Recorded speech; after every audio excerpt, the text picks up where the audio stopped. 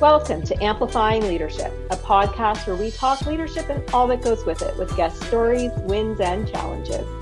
My name is Tara and I am a partner, coach, and consultant at Twin Life Coaching and Business Services, of which Amplifying Leadership is a division.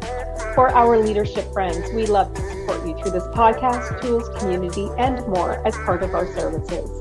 To learn more about our Amplifying Leadership division, please visit amplifyingleadership.ca. Today, I am welcoming Tom Hubler. Tom is an author, professional speaker, and owner of Hubler for Business Families. Welcome to the show, and I hope I said your last name correctly. Actually, it's pronounced Hubler. Hubler, my apologies. Not a problem. Not a problem. Why don't we start with you telling us a little bit about your leadership story and maybe where your business comes from? Well, basically, when I thought about that question, I thought, holy smokes.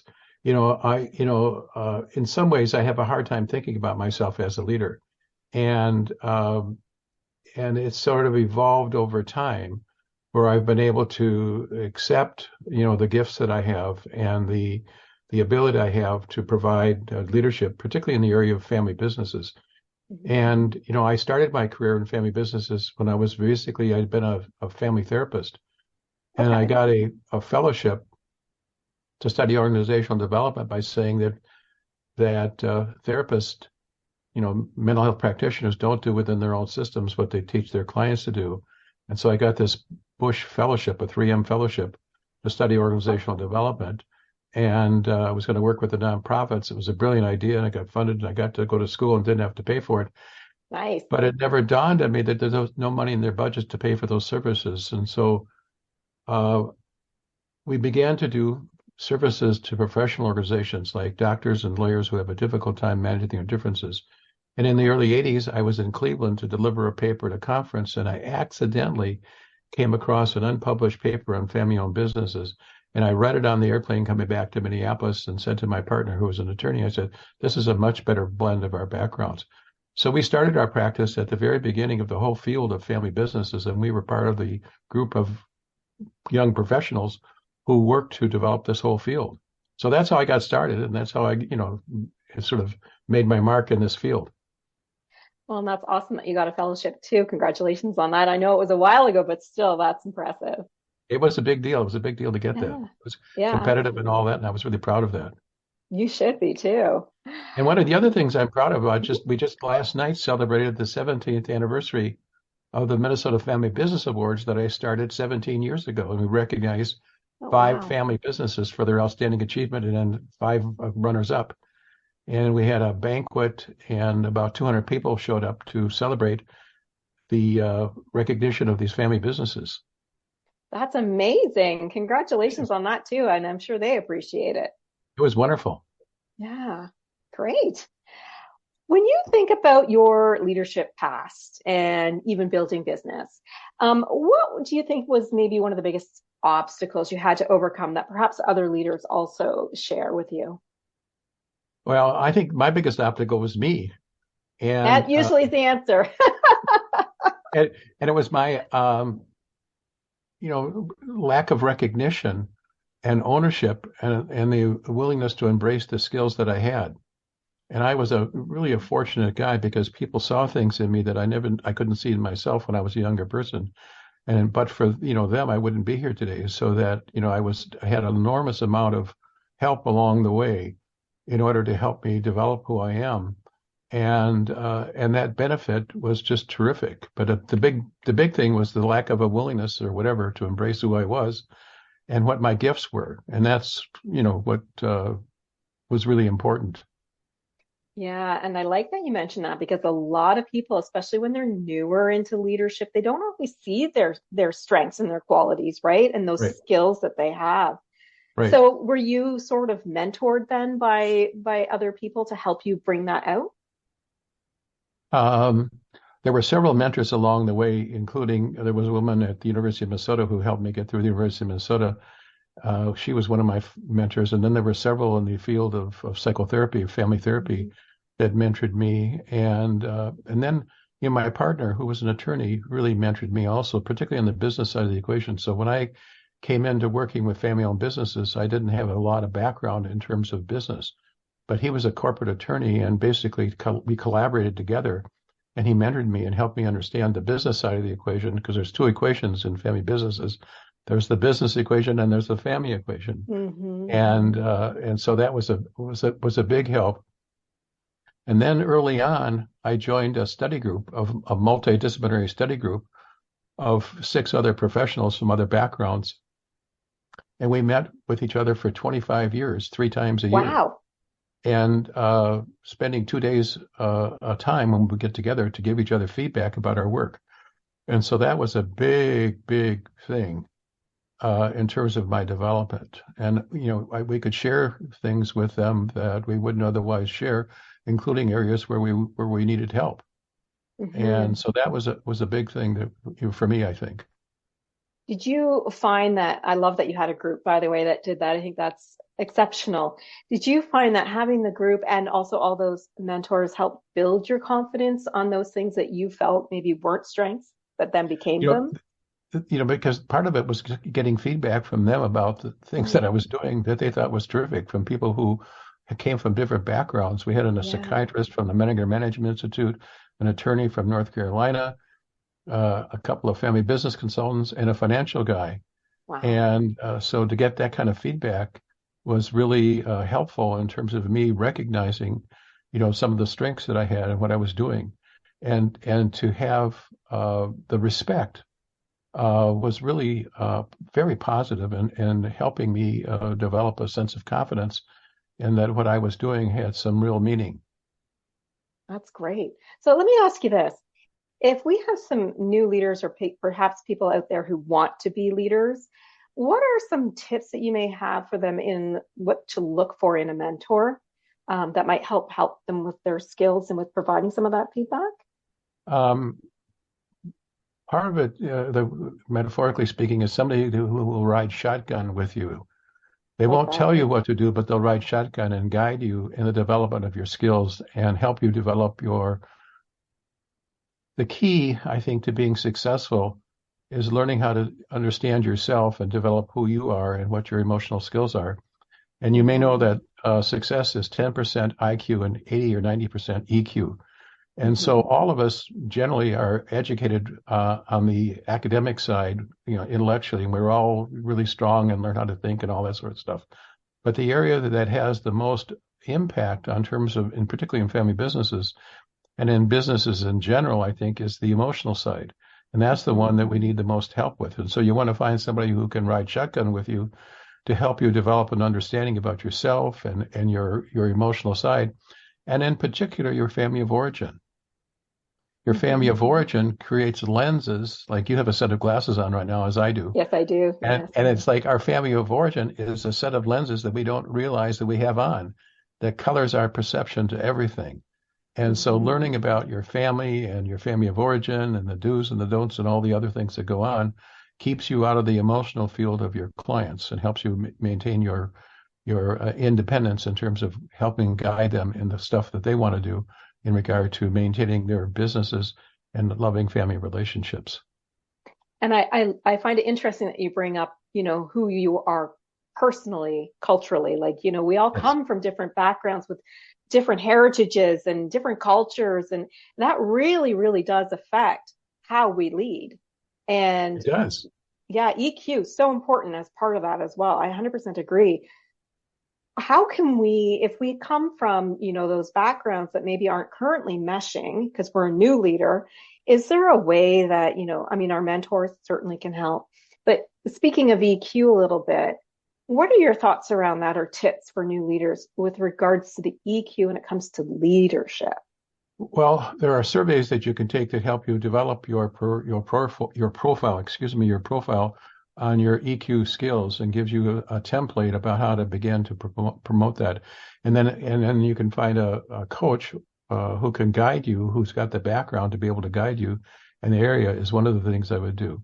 And in addition to that, there's literature about your family of origin that you can get and learn about your own family of origin and how to prospect your background in terms of who were the people who preceded you and what are the rules, and all the sorts of things that go on that guide you in terms of how you see the world and how you interact with people. And it becomes enormously helpful because in family businesses in particular, you'll get a family member who grows up in a family business and is working in the family business, and they marry. And they marry a person who comes from a different family of origin, who has got a job description in their background about what it means to be a good family member. And they waltz into this new family, and it's like, holy smokes, there's conflict right off the bat. And it Yeah. has to do with not understanding that. And so helping people understand that dynamic is very important. So let me ask you this, because there's a lot of family-owned businesses out there, small, medium, and large. Yes. And you're right, someone comes in who's new husband, wife, partner, whatever, and they don't quite fit in. Is there a way that leaders can learn how to communicate with those people so that they are welcome, heard? Maybe they're a leader in your organization now and they're a partner or something. Like, how can we communicate with them so that they feel welcome and heard? Well, it's important. Like listening, number one, is Yeah. critical. Listening for understanding. Um, and even if you disagree about things, the idea is not to make each other wrong. And the idea is to accept the fact that each of us has our own perception about what reality is, and we're all right. When I was a young professional, people used to come into my office and argue in front of me about whose perception about the issue was right. And of course, they were both right, but they needed to come up with a solution that was win-win rather than win-lose. And that's another dynamic, is to when you're problem solving in your family, the idea is you want to come up with a win-win rather than a win-lose. And then the other thing, I wrote an article, and it's in my book, about the 10 obstacles to succession planning. And it was originally my David Letterman list of the 10 Okay. obstacles. And it was number 10, number 9, and so forth and so on. And so we get down to number 1, and I always tease and ask people about what they think number 1 is. Well, they say it's money and taxes and whatever. But the truth of the matter is, the number 1 issue in family-owned businesses is the lack of expression of appreciation, recognition, and love. And what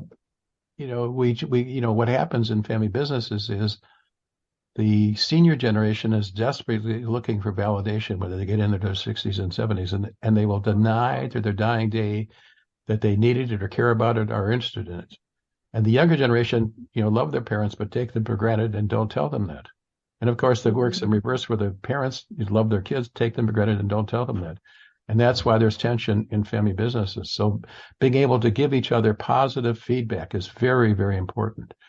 And then the next thing is forgiveness. It's impossible to live in a family with people you love and not inadvertently step on each other's toes once in a while. So being able to forgive each other and create a new beginning is really important.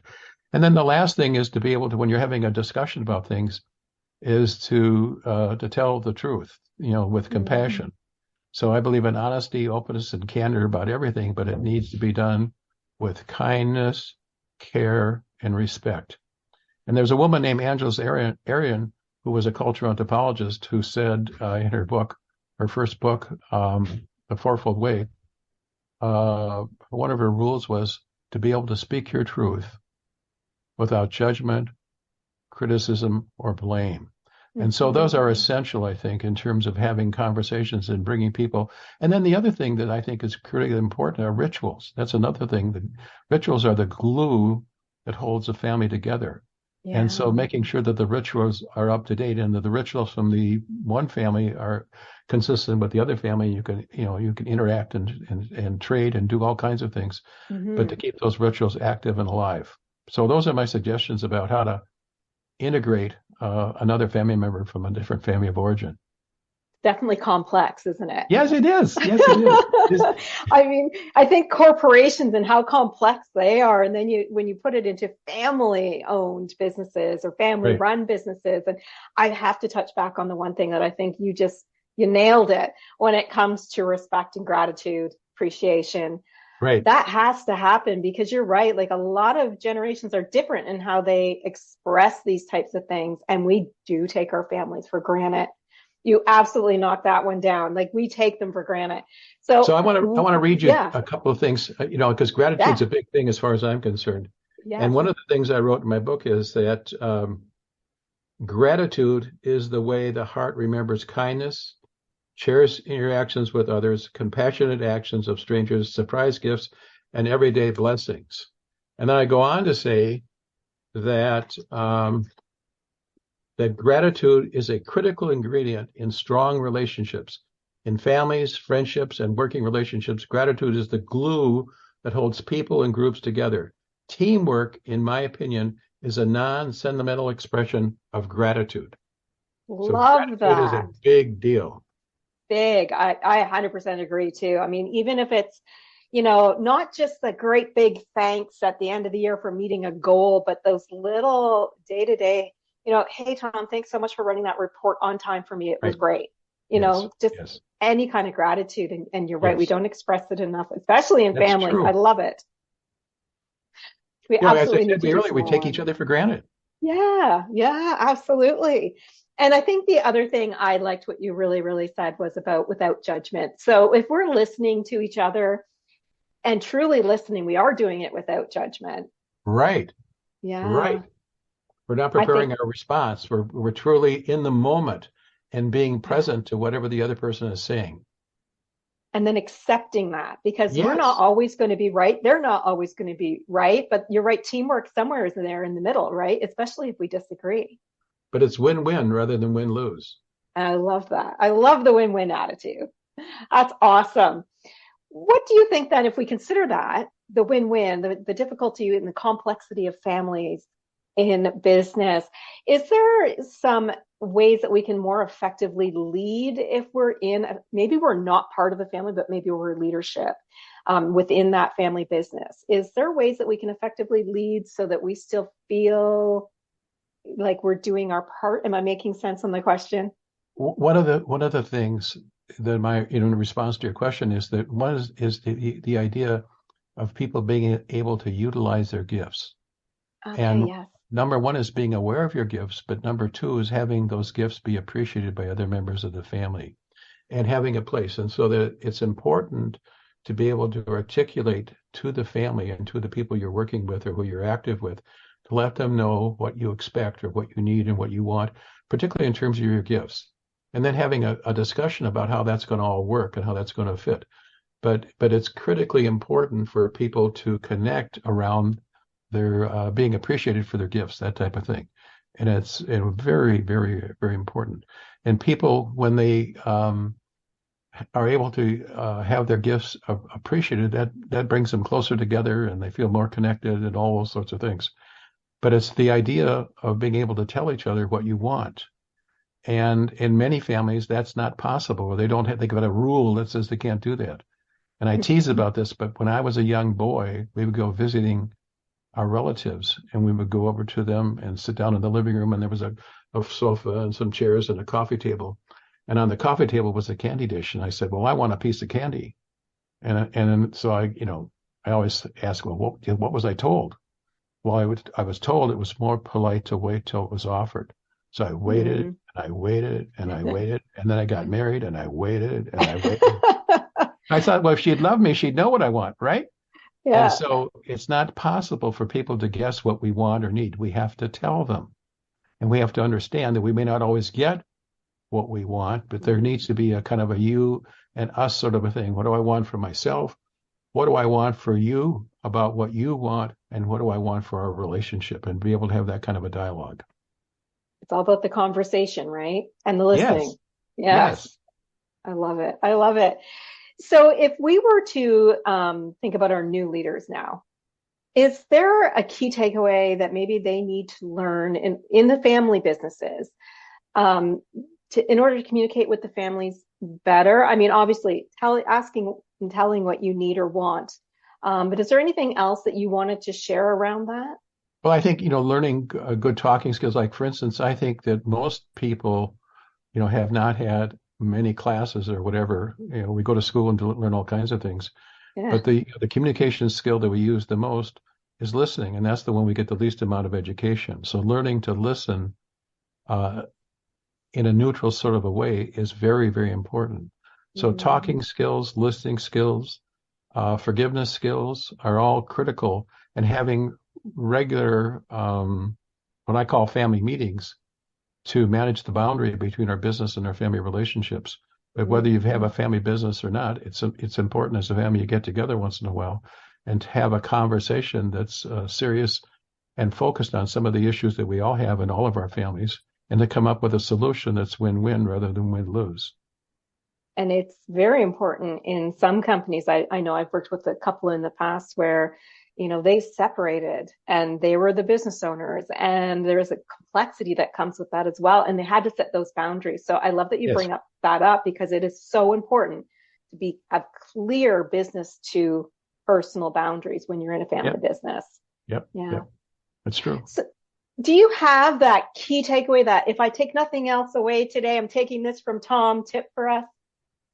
Well, I think, the key takeaway is to focus on yourself, and that you're your own biggest asset. And so that you need to you need to develop yourself. You need to make a commitment that you're a resource that needs to be developed, and you've got all kinds of gifts that they need to be fine-tuned and developed. And so for me, I was really committed to being a lifelong learner. And I put myself, and this is another thing that's important related to this, is to put yourself in situations where you will be challenged. Because it's important to get in situations and find people who can challenge you, or programs or educational things or books or whatever that will challenge your thinking, so that you begin to become more introspective about what your perspective is. But again, the idea is that you are a resource that needs to be developed, and you need to focus on that, and it never, ever stops. Love that. I am all about the growth mindset. We are forever learning. There is no end to our learning. There was a period it was about 10 years. I would take a week off and go to a place called Omega. It's in upstate New York, where it's a holistic center. And I would take something that was completely out of my area. And, it was meditation and healing with great music, the Zen of tennis. It was all kinds of things like that. Yeah. Mindfulness was another thing I did out there. I mean, all of those kinds of things were just like, holy smokes, this is out of my area, but it was really interesting. It was fascinating. Yeah, I love that. It's like just learning something completely different. Yep. Yeah, I love that. Maybe that's a challenge for our listeners. Learn something completely different today. But I was, one of the things I was out there, I was looking at the calendar for the events for the summer, and I didn't see anything I really liked. And then I saw this thing about poetry, and I thought, well, if I like poetry, but I don't like to write. And I thought, well, if I could meditate out there for a whole week, I suppose I could write a poem or two. Mm-hmm. And so I ended up learning how to, write poetry. That's amazing. Yeah, we can absolutely always learn and grow. Absolutely. That's true. It's true. Well, thank you for such a great conversation today. If our audience wanted to learn more about you or find your book, is there a way they can do that online? Well, my book is called The Soul of Family Business, a practical guide to family business success and a loving family, and that's on Amazon. And then Hubler Family Business Consultants, you can go online there, or tomhubler.com and find about me. And there's multiple, like on my website, there's multiple articles that you can download. There's all kinds of things there. Awesome. 60 some articles or something like that I've written over the years. Amazing. Thank you so much for your insights today. I greatly appreciate you being on. Thank you for having me. I really appreciate the opportunity to share my ideas, and I'm, grateful that we had a chance to talk with each other. Yes, me too. Thank you. You're welcome. Of course, we thank our listeners, and we do hope that you are taking away some key points from Tom today to help you grow on your leadership path. If you are a leader or someone who wants to grow into leadership, who knows that support and developing your skills are the way to moving forward, please check out all of our leadership services at amplifyingleadership.ca. For our social media, you can find us on Instagram, Facebook, and LinkedIn as Twin Lake Coaching and Business Services, or on YouTube as @Twin Lake Coaching. Until next time, please be safe and be an amazing leader or leader to be.